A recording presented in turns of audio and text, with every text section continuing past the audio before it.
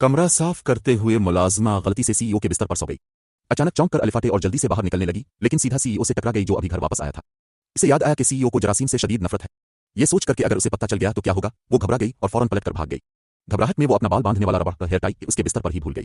CEO ने फौरन वो हेयर टाई अलिफाटे ली। वो उसे पहचान गया, ये वही थी जो वो हमेशा पहनती थी। वो उसे वापस करने के लिए इसके कमरे की तरफ गया, लेकिन इससे पहले कि वो कुछ कहता, बाहर से बटलर की आवाज आई। घबराहट में उसने सीईओ को अंदर खींच लिया। वो जानती थी कि अगर किसी ने देख लिया तो उसे फौरन नौकरी से निकाल दिया जाएगा।